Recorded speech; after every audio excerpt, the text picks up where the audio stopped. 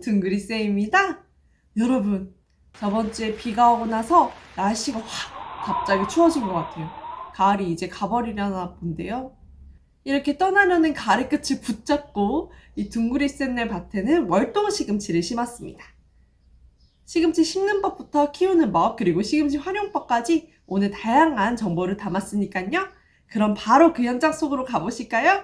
레이고!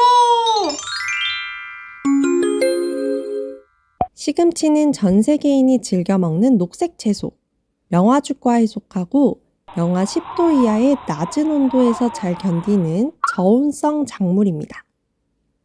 15도에서 20도 전후의 온도에서 가장 잘 발화하고 25도 이상이 넘어가면 발화율이 떨어져요.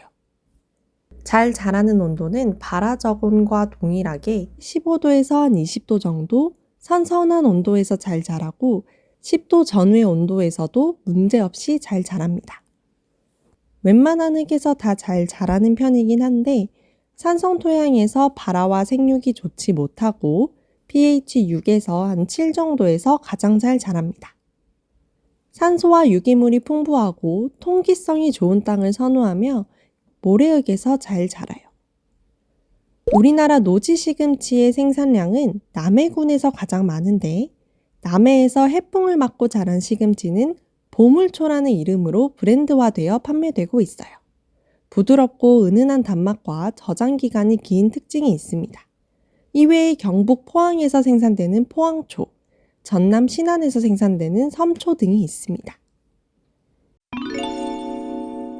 시금치의 원산지는 옛날 페르시아 제국, 지금의 중앙아시아 지역인데 여기서부터 동쪽과 서쪽으로 퍼져나가 특성이 다른 동양종과 서양종으로 분화되었어요. 동양종 시금치는 개화가 빠르고 내한성이 강해서 가을에서 겨울에 재배하는 품종이고 씨앗이 뾰족뾰족 각이 진 것이 특징입니다. 씨앗 모양을 따라 잎도 뾰족하게 자라고 뿌리 쪽 색깔도 붉으스름하답니다. 반면에 서양종 시금치는 개화가 늦고 내서성이 높아서 봄에 파종해서 여름철에 재배하는데 추울 때 심는 품종과 달리 씨앗이 동글동글해요. 잎도 비교적 동글한 편입니다. 추위를 견디고 자란 시금치는 봄 시금치보다 잎이 두꺼워서 씹는 맛이 좋고 단맛이 풍부해서 주로 삶은 후에 나물로 무쳐 먹는 우리나라는 식감이 좋은 동양계 시금치를 선호합니다. 파종 1, 2주 전에 퇴비, 석회, 비료 등을 뿌려서 영양분을 공급하고 토양 성분을 개량해줍니다.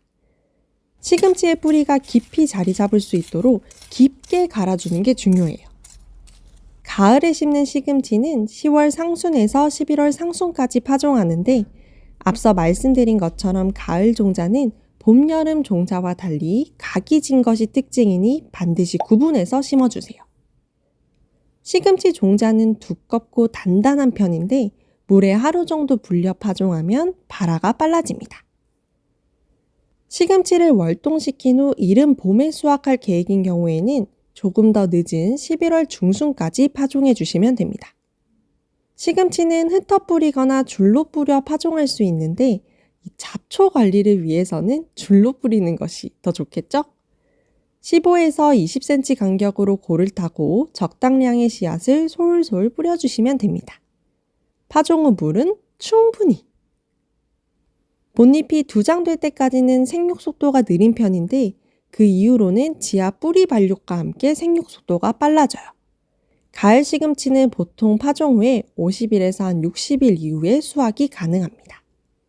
봄, 여름에 재배할 경우에 문제가 될 수 있는 것이 따뜻한 날씨로 인한 추대, 즉 꽃이 피는 건데 가을에 심는 경우에는 날이 춥기 때문에 추대 걱정 없이 시금치 재배가 가능해요. 파종 일주일 후에 약한 것을 위주로 1차로 솎아주시고 2주차에 4, 5cm 간격으로 솎아주세요. 급식지에서 꼭 나오는 시금치, 엄마가 많이 먹으라고 하는 시금치. 시금치는 비타민 A가 채소 중에 가장 많이 함유되어 있고 베타카로틴, 루테인, 제아잔틴 등이 함유되어 있어 눈 건강에 도움이 됩니다. 눈 건강 외에도 면역계 증진이나 피부 건강 등을 돕는 항산화 물질인 베타카로틴은 살짝 데치면 함량이 더 증가한다고 해요.